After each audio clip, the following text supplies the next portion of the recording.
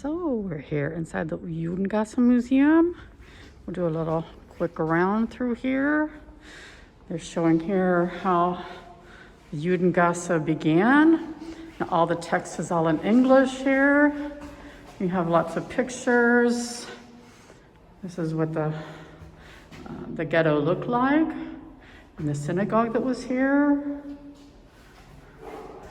It burned down on the night of broken glass and what was left. And then finding all the graves. Here's the Americans putting up the plaque that's in the back. So if you've watched our video about that and what was here, they had lots of protests about what should happen with this. And this museum was then built. And this just shows how the ghetto looked. This ghetto existed here in Frankfurt from 1462 until right about the beginning of the 1800s. So we're inside this building right now here. There's all the protests that took place.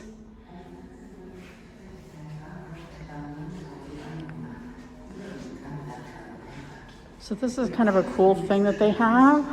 This shows how the ghetto first began. It has a little history. It's about a 10-minute film, and if you put the earphones on, they will do an English translation for you. It's well worth watching.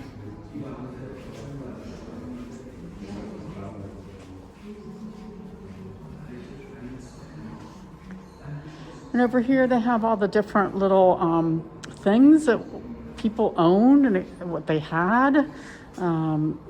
These beautiful menorahs. They have things here for children to play with. The different, just all kinds of interactive things for kids. They have books.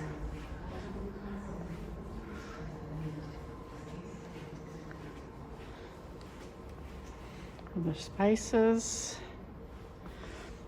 This is a pretty good picture of what the cemetery looks like. We haven't gone out to the cemetery yet. I think we'll do a separate video for that. But it shows how all the gravestones all had, or does have, these pictures on them. So when we go out to the cemetery, we'll look and we'll find those. And they have all these different little books here that tell about what was going on here with the Jewish community. So the Jewish community in Frankfurt dates back to about 1150 at least, if not longer.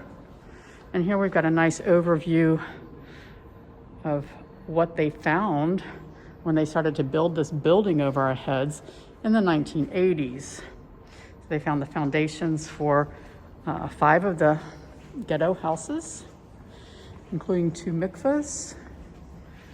And so this museum is all about the Jewish community here in Frankfurt from about 1150 on, but more specifically about life in the ghetto.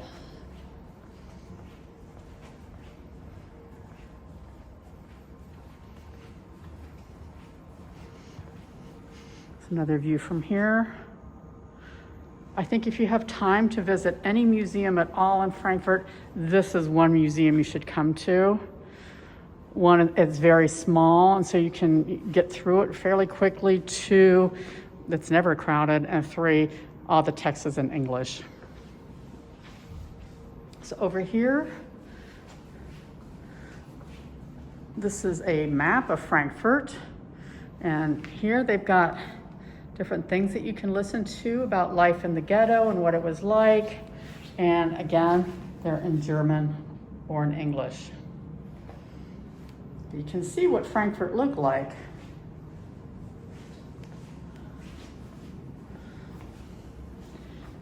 And this is the ghetto here.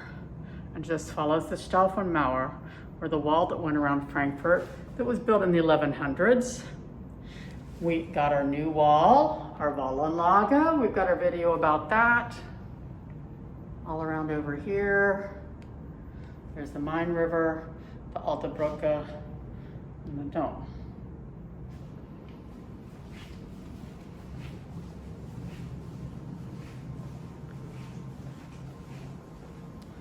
And again, they have more interactive things here.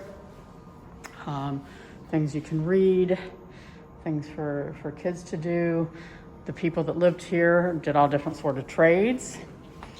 And these were the names of the houses. So these are brass plates that are installed in the inside the museum on the floor, and also in the other building that where the city planning office is, and also outside.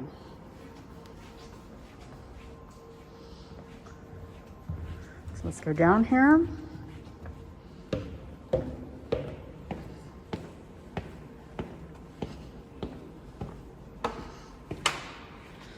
you have a little bit of an idea of what this was like.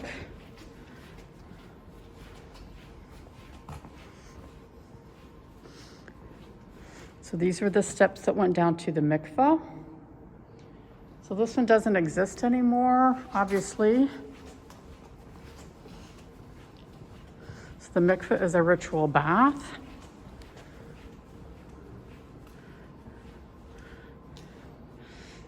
So you can imagine how small these houses were and how many people lived in them.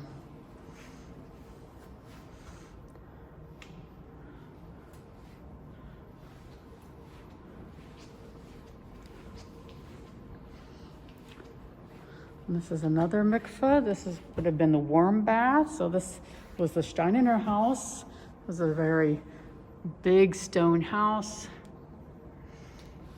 So you can come here and go down into that area.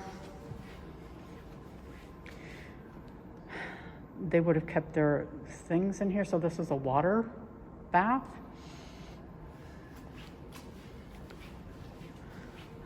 As traders, they would have stored their goods here. Some of these houses had 2 basements to store wine or goods, whatever that they happen to be selling. But I think when I come in here and get this feeling of how small these houses were, they were long and thin. We would call these a shotgun house in the United States. And then think about how many people lived here. So I hope that you've enjoyed our little visit to the Judengasse Museum, and like and subscribe. Bye.